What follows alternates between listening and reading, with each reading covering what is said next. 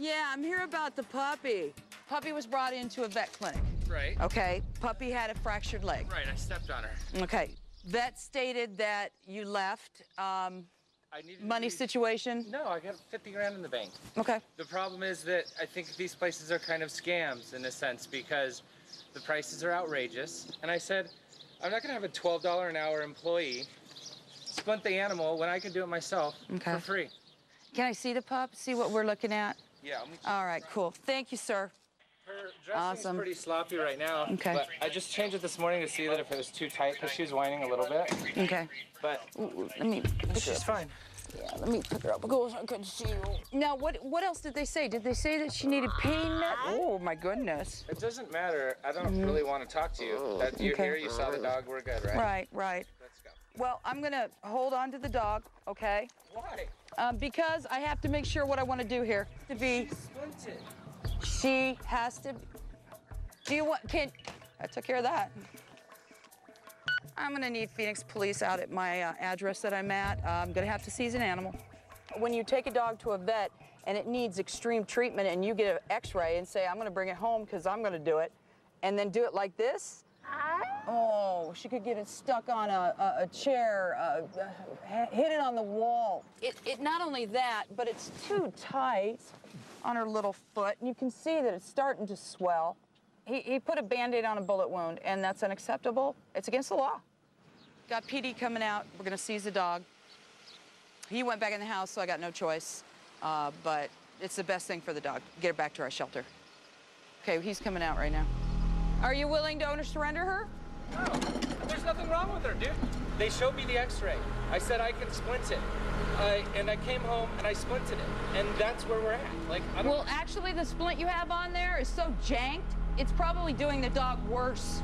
You want me to pay $600 for a puppy's leg? Well, sir, don't have animals if you can't take care of them. I did. I took him to the vet. That's more than half the people can afford to do at this point. But you can't just walk out when the animal needs treatment.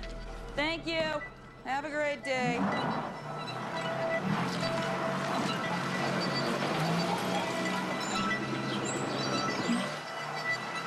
Have a great day, sir. Bye.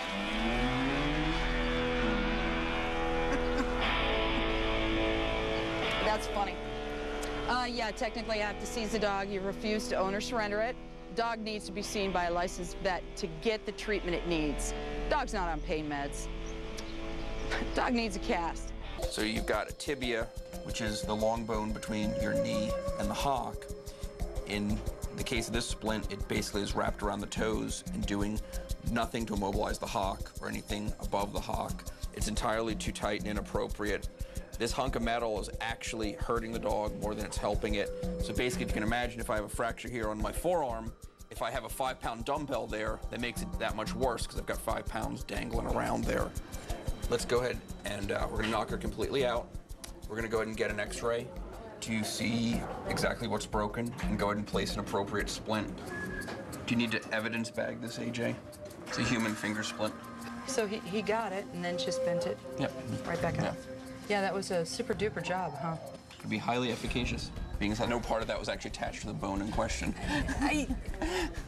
Our pup has basically a mid-shaft spiral fracture of the tibia. The good news is we've got a very, very young dog here, and because of the high metabolic rate, high rate of growth and change, they heal exceedingly well and exceedingly quickly. Dr. Egar's convinced the owner's actions amount to medical neglect. The decision to pursue absolutely no treatment in the face of an obvious injury, especially an obvious traumatic injury for which they've sought care for, clearly puts them at odds with the animal cruelty statutes for failure to render medical aid, and we'll be pursuing them on those grounds. So you can see the difference between our job and what the owner had done in the field. We've immobilized everything from the toes here to the mid-femur to keep that splint, to keep that tibia nice and immobilized. Sir, you ready to go? Sir? Thank you. The owner has chosen to represent himself. When Lexi was admitted to our hospital, we have photographs of the device that Mr. Williams had placed on her leg. That device was woefully inadequate and was actually causing demonstrable damage to her foot. It is only secured to her metatarsals. Those are the bones right above the toes, and in no way immobilizes the fracture, which is at the level of the tibia. You're saying that it's not strong enough to support a puppy's tibia, is that right? That is correct, sir. The splint does not rise above the level of the mid-tibia. It could. No, it cannot. It's not physically long enough. You can see this end of the splint is ending right here at about the mid-tibia. Okay, that's fair enough. Thank you, doctor. Mr. Williams, anything else? The reason that the splint is on there so haphazardly is because I was in the process of changing out her dressing, making sure that the swelling was down, giving it a chance to breathe. I'm a college graduate. I'm a business owner. I'm capable, I feel, of splinting a dog's leg.